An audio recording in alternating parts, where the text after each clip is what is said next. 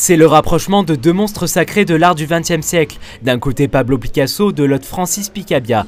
Deux parcours qui convergent et prennent tout leur sens lors de l'exposition qui démarre ce samedi 9 juin au Musée Granet d'Aix-en-Provence. Picasso et Picabia se connaissaient. Ils se connaissent dès les années 1910. Ils ont des amis communs. Par exemple Guillaume Apollinaire, le poète, Éric Satie, le musicien, avec lesquels il travaille, il collabore.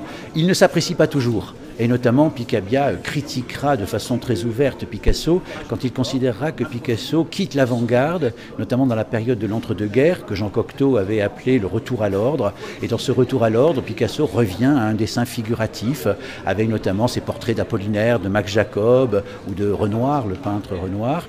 Et à ce moment-là, Picabia ne comprend pas, n'admet pas cette évolution de Picasso et va le critiquer, voire même faire des caricatures d'après le travail de Picasso. Cette exposition inédite par son contenu intègre le grand cycle international Picasso Méditerranée promu par le musée Picasso de Paris.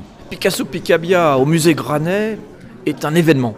C'est la première fois qu'on rapproche les œuvres de ces deux génies du XXe siècle et la collection du musée national Picasso de Paris a permis cet événement grâce aux prêts exceptionnels. Jamais sans la magie des prêts des acteurs de cette exposition, on aurait pu avoir un tel rassemblement. Tout simplement, on ne le reverra jamais de notre vivant.